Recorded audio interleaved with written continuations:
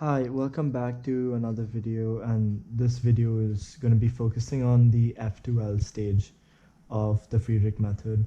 We previously explored how to efficiently solve crosses, and now we're going to move on to the most crucial part of the solve, in my opinion, is how to build your first two layers. Um, so essentially, I feel that this stage is the the pivotal point for your solve actually.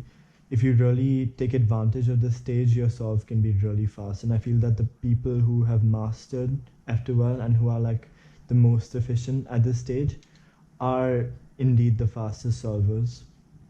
Your cross and last layer will not define your solve as much as your first two layers will. Okay, so let me explain to you the format of this video. I'm going to be showing you a scramble. I'm not going to be walking you through. I'm kind of be teaching you based on situations and what you would have to do. I feel that many people fail to understand that F2L is much simpler than we really think it is. And so many cases that I see can be solved in much fewer moves than people actually solve them in. So without any further ado, let's get started on a random scramble. And I guess we're just gonna solve cross really quickly. The most inefficient cross ever, but whatever.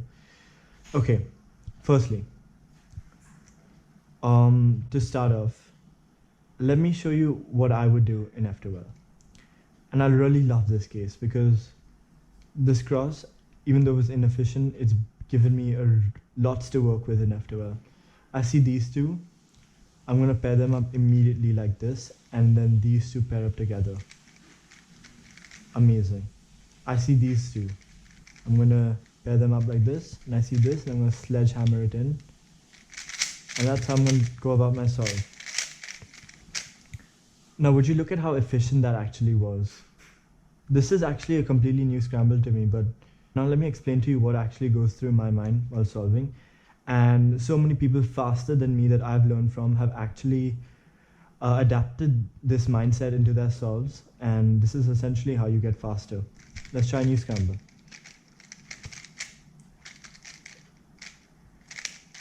So essentially what you want to do is,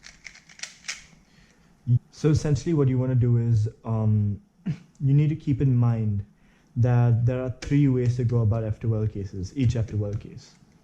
There's a one-step pair and insert. There is a two-step pair and insert, and then there is actually a three-step pair and insert. This is not something that's known, but like it's a given. You'll understand what I mean, and this is the way I think about it. You would want to stay away from the three-step inserts and mostly focus on the two-step and one-step. Now you may be thinking, what is two-step and what is one-step? Well, that's a good question. Let me give you an example. This would essentially be a two-step insert because I'm pairing it up and inserting it like this. The next pair, this similar case, pair it up, insert it like this. And here's a three-step case. This would be this would be taking this out, taking that out, and inserting it like that. You want to stay away from those as much as possible. Those are the worst cases ever, and you want to make sure that you plan your F2L accordingly to avoid those steps. Now, I know it's going to be hard for some people to grasp this because I haven't explained it quite explicitly yet. But let's take a moment and let's look at the best case known to F2L. The three-move insert, the one-step three-move insert. It's literally three moves and you've got a pair in, or even to the back, or even to the back left. Three moves and you've got a pair in. Now let me tell you, there are so many cases that you can use one step to essentially orient them into this three-move insert. I'll give you an example. One of them is this. Would you like to know the way to solve this? It's not by doing this, because that would be horrible. So many moves required. The way to solve this would be essentially to put them into this position of a three-move insert and then insert them.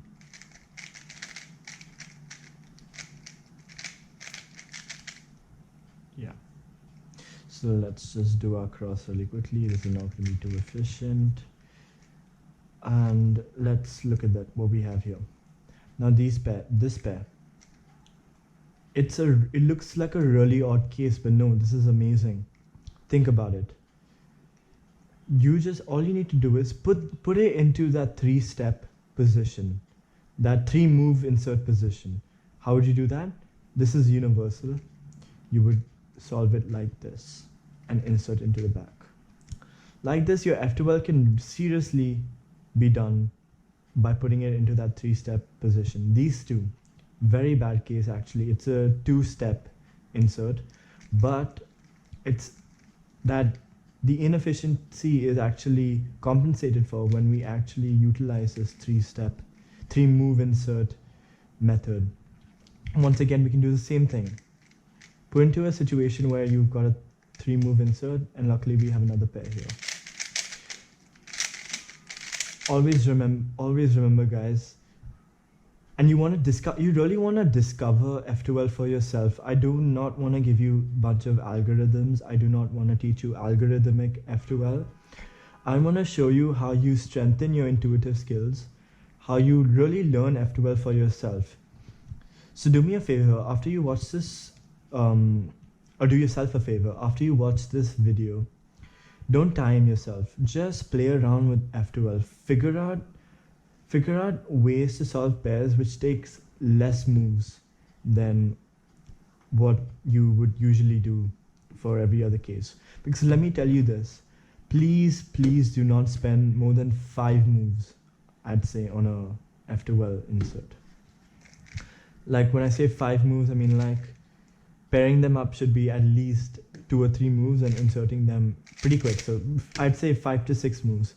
No more than 5 to 6 moves per F2L pair. And this is definitely possible. Okay, let's solve cross quickly. Okay, now look at this. This is wonderful. Because look at how bad the cases are. There's a corner inside, there's an edge here. These both are oriented upwards. This is opposite from, this will take like a good 3-step, this will take a good 3 steps to insert, which is horrible. But as you can see, we have these two. Now what can we do here? It's good that you would ask, because this can be easily converted into that wonderful 3-step pair and insert that we all love. This too is a very good case because we can just take 2 moves, literally 2 or 3 moves to pair it up and insert.